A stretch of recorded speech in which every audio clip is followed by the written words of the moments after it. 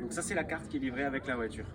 Avec cette carte, tu peux ouvrir et fermer la voiture en la posant sur le montant là. Une fois qu'elle est ouverte, tu peux ouvrir la trappe de recharge ici. Tu branches le chargeur et ça se verrouille. Tu entends? Donc pour la débrancher, on appuie sur le bouton qui est sur le chargeur. Donc quand c'est un chargeur Tesla ou quand c'est un superchargeur, tu as toujours ce bouton dessus. Ouais. Donc tu appuies dessus, ça déverrouille et tu peux débrancher. Là quand ça charge, tu vois, ça devient vert. Ouais, ok. Et ça se met à clignoter. Autre possibilité pour la trappe, au lieu d'appuyer dessus, tu peux appuyer sur le bouton du chargeur. Ouais. Ça ouvre aussi la trappe. Et quand elle charge, que c'est verrouillé, et que tu es sur un chargeur qui n'est pas un chargeur Tesla, donc tu utilises la câble de recharge pour les bornes publiques par exemple, donc là tu n'auras pas ce bouton pour débrancher. Donc là pour débrancher, il faut le faire ou sur l'application du téléphone, ou alors sur l'écran. Il faut faire déverrouiller la prise, et alors tu peux la débrancher. Il est électrique sur les nouveaux modèles. C'est un coffre de 450 litres à peu près, plus un sous-coffre où tu peux encore mettre des choses. Pour l'avant, il faut appuyer sur le capot du dessin de la voiture qui est sur l'écran et ça ouvre le coffre avant. Alors là ici il est électrique, mais normalement il n'est pas électrique hein, Ok. sur la voiture. Ça a été installé en accessoire. Dans la boîte ici, tu as le chargeur, donc qui se branche sur une prise standard à la maison. Et tu as aussi le câble type 2 type 2 que tu utilises sur les bornes publiques. Et sur les bornes publiques, en ville, tu n'as pas les câbles qui sont dessus. Il faut utiliser ce câble pour se brancher. Normalement c'est manuel, donc tu le descends à la main. Ok. C'est très important pour le fermer, il faut appuyer ici et ici. Ok. Parce que si tu appuies là, ça risque de déformer le capot. Ah oui, non. Donc il faut appuyer ici sur le bord pour le fermer. Pour la Voilà, descendre, tu descends à la main et j'appuie devant. et tu appuies ici et ici pour le fermer. Pour la voiture, en fait, quand tu la charges, la vitesse de recharge, donc ça va dépendre de ce que tu utilises comme borne. Sur la voiture que tu as achetée, donc la Standard Plus, la batterie elle fait 50 kW. D'accord? Et une prise standard, c'est quand tu vas brancher sur une prise standard, c'est un peu plus que 2 kW. Donc du coup, tu fais 50 divisé par 2, il faudra 20-25 heures pour la charger de 0 à 100%. Quand tu vas aller sur une borne publique ou si tu installes une borne à la maison ou les chargeurs à destination Tesla, tu vas pouvoir charger à 11 kW. Donc 11 kW, 50 divisé par 11, donc de 0 à 100%, à peu près 4-5 heures. Okay. Et si tu vas sur les superchargeurs, donc les superchargeurs ils chargent à 150 kW pour la première génération, 250 kW pour la génération suivante. Donc là, ça va beaucoup plus vite. Par contre, la batterie elle ne peut pas encaisser sur toute la durée de recharge la puissance maximum. Donc tu vas mettre à peu près une demi-heure pour aller de 10 à 80%. Donc peu importe la taille de la batterie, tu vas mettre à peu près une demi-heure pour aller de 10 à 80% et une demi-heure pour aller de 80 à 100%. Mais en théorie, normalement, on ne charge pas complètement. On charge de 10 à 80% et puis on repart. Ah ok. Si tu veux charger à 100%, aussi ce qu'il faut savoir, c'est que pour augmenter la durée de vie de la batterie, c'est pas bon d'être proche des 0% et c'est pas bon d'être proche des 100%. Okay. Que la batterie reste dans cet état. Donc c'est pour ça on utilise en général une plage qui est entre 10 et 90, voire même 20%, 80%, pour pas aller dans les extrémités et pour augmenter la durée de vie de la batterie. Donc pour ouvrir la porte, il faut appuyer ici et tirer là. Et pour l'ouvrir quand on est à l'intérieur, il faut appuyer le bouton qui est ici. S'il n'y a plus d'électricité, il y a une ouverture de secours ici qu'on peut tirer. Mais normalement, on n'utilise pas, on utilise ce bouton pour sortir.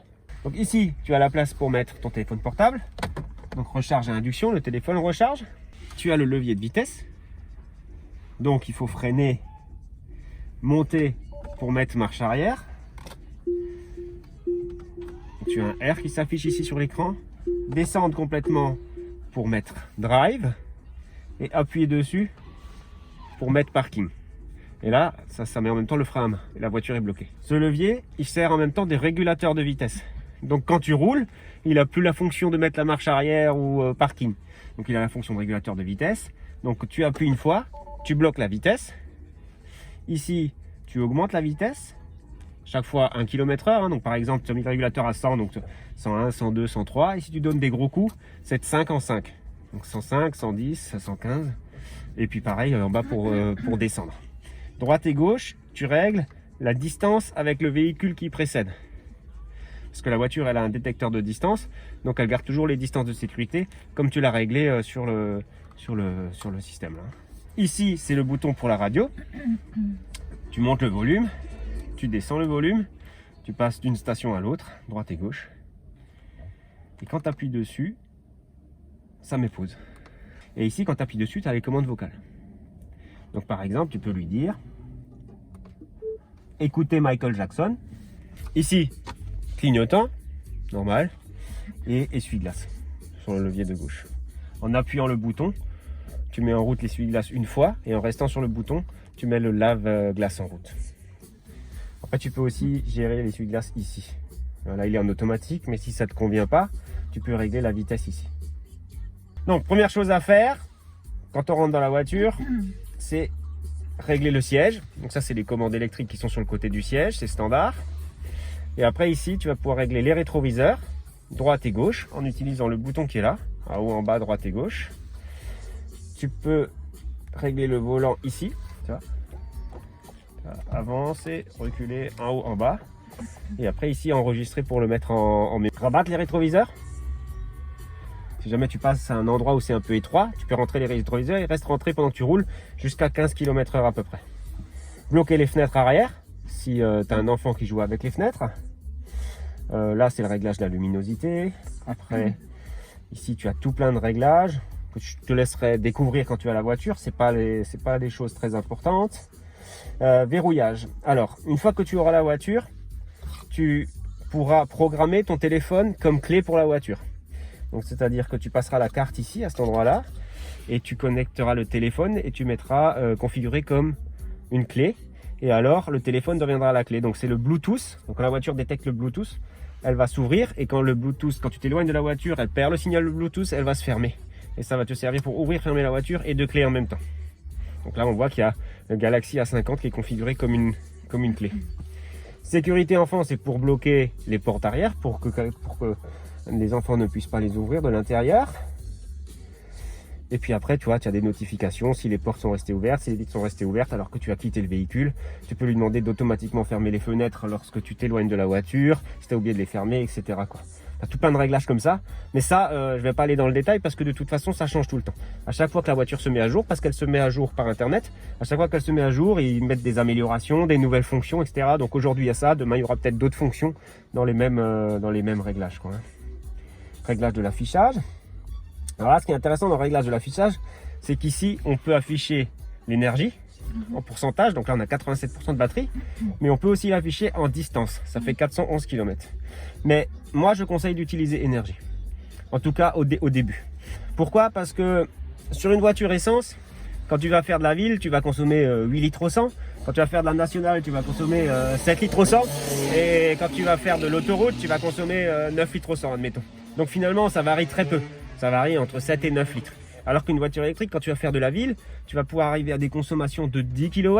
Alors que quand tu vas faire de l'autoroute, tu vas peut-être arriver à des consommations de 20 kW. Donc finalement, tu vas consommer beaucoup plus sur l'autoroute, 2 fois plus. Et donc tu feras 2 fois moins de distance sur l'autoroute. Donc le chiffre qu'on voit ici, c'est un chiffre de consommation mixte. Donc ville, autoroute, nationale. Si tu fais que de la ville, tu peux faire plus. Si tu fais que de l'autoroute, tu peux faire moins. Donc je dirais à peu près que tu pourras faire un tiers en moins si tu fais de l'autoroute et un tiers en plus si tu fais de la ville. Et après ça dépend évidemment de la conduite, ça dépend de la température, ça dépend de la topographie. C'est pour ça moi je dis c'est mieux d'afficher en pourcentage. Là tu as 87% de batterie, tu n'as pas 411 km parce que si tu as 411 km et tu dis c'est bon je peux aller d'ici à Lyon, et ben ça va pas fonctionner parce que comme tu fais de l'autoroute, ça suffira pas l'autonomie. Donc ici tu peux régler l'accélération, standard, confort. Donc si c'est trop brutal, tu peux le mettre en confort au lieu de standard. La direction, dureté de la direction, donc plus ou moins d'assistance au niveau de la direction. Freinage récupératif, bas au standard. Donc la voiture, en fait, quand tu lâches l'accélérateur, elle a un frein moteur qui est très important et qui récupère de l'énergie. Si tu es en bas tu vas avoir une récupération qui est pas forte, mais un freinage qui est pas fort non plus. Et en standard, tu vas avoir un freinage qui est plus fort et qui va récupérer plus d'énergie. Donc moi, je conseille de laisser en standard. C'est un peu déroutant au départ quand on est habitué à des voitures finalement qui n'ont pas beaucoup de frein moteur, les voitures thermiques, surtout les voitures thermiques d'aujourd'hui. Et donc du coup, là, il va falloir gérer le moment auquel tu enlèves le pied de l'accélérateur et la décélération avec ton pied droit. C'est ce qu'on appelle la conduite à une pédale. Donc tu vas pouvoir gérer le freinage sans toucher la pédale de frein. Ici, mode d'arrêt, c'est rage, donc ça veut dire que la voiture, elle freine avec le frein moteur jusqu'à l'arrêt. Le mode rampage, ça imite le mode boîte automatique des voitures thermiques. Donc c'est-à-dire que dès que tu lâches le frein, elle va avancer. Donc l'autopilote. Quand la voiture roule et que tu as un petit volant qui apparaît sur l'écran, ça veut dire que les conditions sont réunies pour utiliser l'autopilote. Normalement, ça s'utilise uniquement sur voie rapide et sur autoroute. Oula. Donc quand le volant apparaît sur l'écran, tu vas pouvoir mettre l'autopilote. Et donc cette voiture, elle est équipée de l'autopilote de base, comme celle que tu as achetée. Et donc en appuyant 2 fois vers le bas, comme pour mettre le régulateur de vitesse, mais 2 fois, la voiture va mettre en route l'autopilote. Ça veut dire qu'elle va rester dans sa voie et rouler à la limitation de vitesse et réguler sa vitesse en fonction du véhicule qui est devant. Après, tu as différents réglages pour l'autopilote, pour des alertes quand tu dépasses la limitation de vitesse, des alertes quand il y a une voiture qui freine brusquement devant toi, elle te prévient pour freiner, des alertes pour quand tu dépasses les lignes sans mettre les clignotants, etc. Tout ça, elle te prévient. Si tu as l'habitude de te rabattre sur l'autoroute sans mettre le clignotant, elle va pas te rater. À chaque fois, elle va te mettre un coup de volant parce qu'elle croit que tu changes de voie, parce que tu t'endors ou sans faire exprès parce que tu regardes ton téléphone, tu vois. Donc elle va pas te rater, elle va te remettre sur la bonne direction. Donc il faut toujours mettre le clignotant quand tu changes de voie sur l'autoroute. Ici, tu as d'autres réglages encore. Ça, c'est plus des réglages de configuration, quand tu changes des capteurs, quand tu changes les roues, régler la hauteur des phares, des choses comme ça. Ici, tu vois le nombre de kilomètres que la voiture est là, le numéro de série de la voiture, ce qu'elle a comme option. Là, on voit que la voiture elle a la connexion premium. Donc ça, c'est une option à 9,90 € par mois qui permet d'avoir Spotify, la carte avec les bouchons, avec la circulation, la vue satellite. Et voilà, mais ça évolue tout le temps. Donc des fois, il y a plus de choses et moins de choses. Ici, tu as le menu musique. Donc tu vas avoir la radio, les stations par ordre alphabétique. Donc les stations digitales et les stations hertziennes. Elles sont toutes là par ordre alphabétique.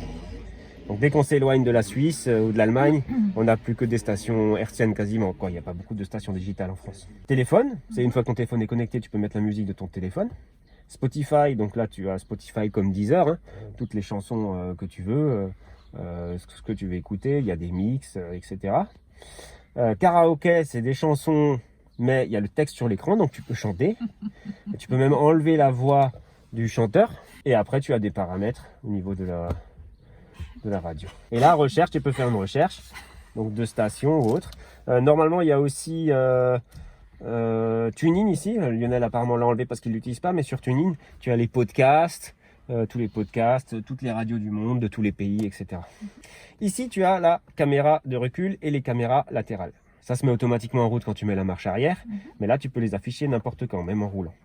Donc ici, les essuie-glaces, ça on a déjà vu avant. Menu appel, c'est pour passer les coups de fil avec ton téléphone. Tu peux aussi lire les SMS et répondre aux SMS. Agenda, tu as ton agenda qui s'affiche ici. Si tu as mis les adresses de rendez-vous dans ton agenda, tu peux juste cliquer dessus et la voiture t'emmène avec le GPS. Énergie, donc on voit par exemple que la consommation moyenne sur les 50 derniers kilomètres, elle était de 219 watts par kilomètre. Ce qui fait qu'avec les 87% actuels, on a 285 km d'autonomie. Chargement, c'est le menu chargement. Donc là, on va pouvoir régler le niveau de charge de la voiture. En théorie, on ne charge pas à plus que 90% au quotidien. Donc tous les jours, quand tu utilises la voiture, tu charges à 90%, 80% même si ça suffit.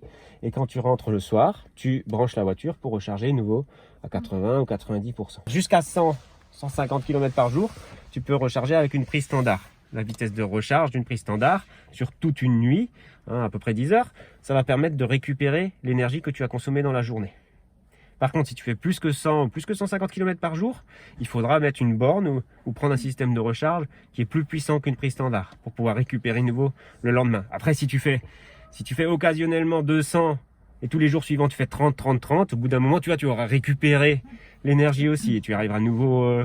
Voilà. Mais si en moyenne tu fais 100, 150 par jour, une prise standard ça peut suffire.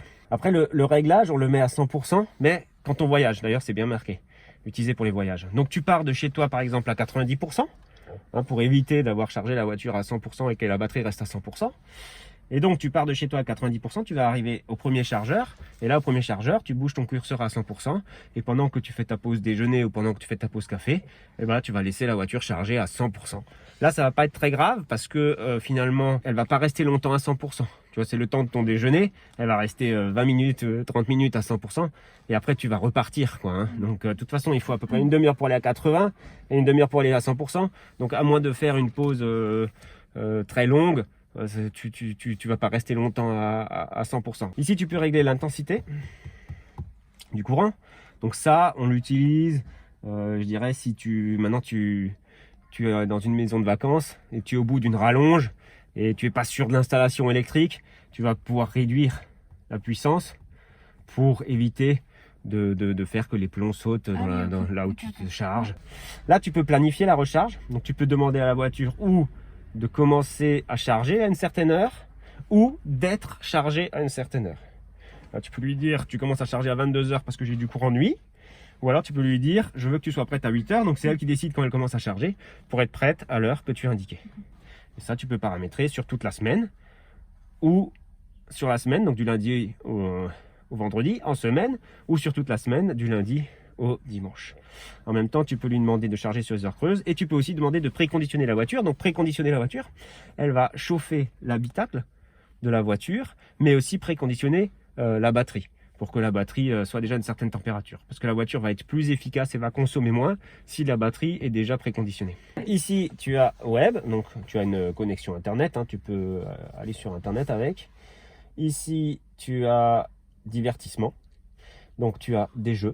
Tu as des jeux Polytopia, le solitaire, Cat Quest, un jeu de bunker, un jeu de ferme, du backgammon, un jeu de plateforme, un jeu de voiture qui se joue avec le volant de la voiture. Théâtre, tu as Netflix, YouTube, tu as les tutoriels Tesla. Les tutoriels Tesla qui te donnent des explications sur la voiture si tu as oublié comment on roule avec. Ici, le siège chauffant à gauche.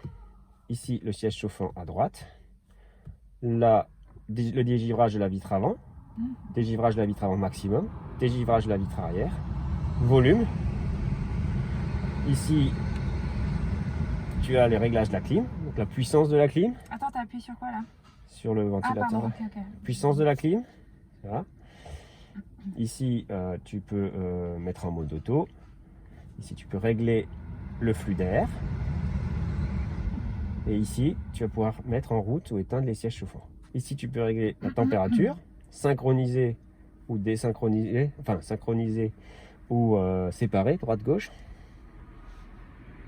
Là, tu as le mode on pour conserver la clim. Donc, par exemple, tu vas au restaurant, tu gares la voiture au soleil. Quand tu mets on, pendant tout le temps que tu seras au restaurant, la clim va fonctionner dans la voiture pour maintenir la température que tu as réglée. Tu as le mode chien, c'est pour laisser le chien dans la voiture.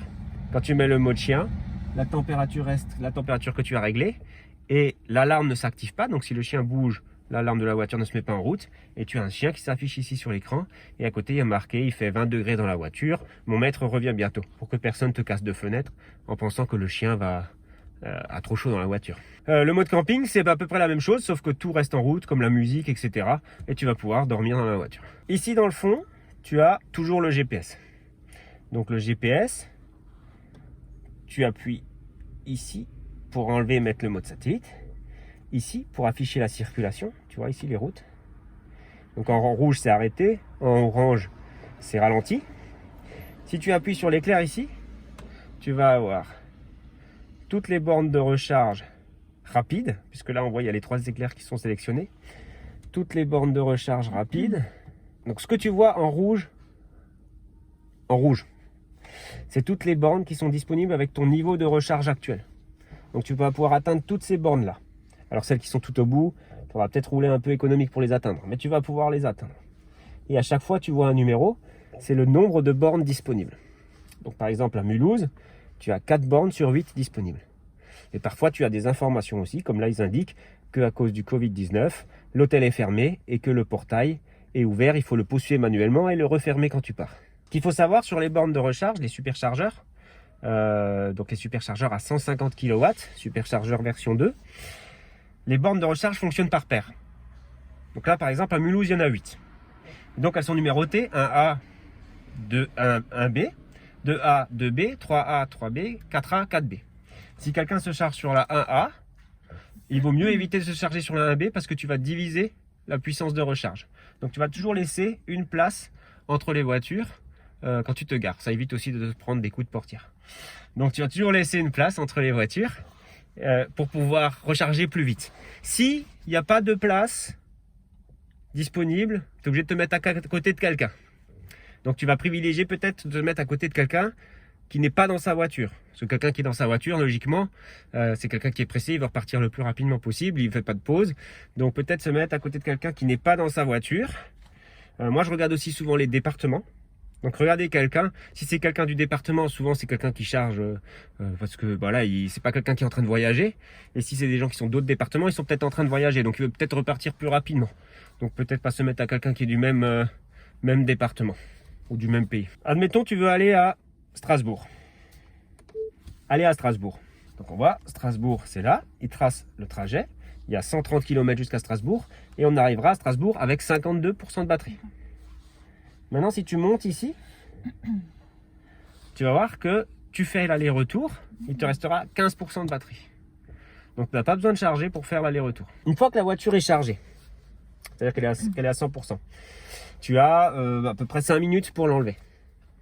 Parce que si plus de 50% des chargeurs sont utilisés et que tu laisses ta voiture chargée à 100%, on commence à te facturer des frais. Donc là, c'est 1 € par minute parce que tu bloques une borne pour rien. Tu n'as pas le droit non plus de te mettre sur une borne sans la brancher la voiture. Parce que là, tu occuperais une place de recharge alors que tu ne charges pas. Et c'est une place réservée aux véhicules électriques en charge. Maintenant, tu veux aller à Marseille. Aller à Marseille. Donc là, tu vois, elle fait le trajet pour aller à Marseille.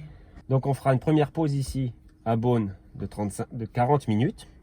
Une deuxième pause ici à Montélimar de 25 minutes. Et tu arriveras à Marseille avec 17% de batterie.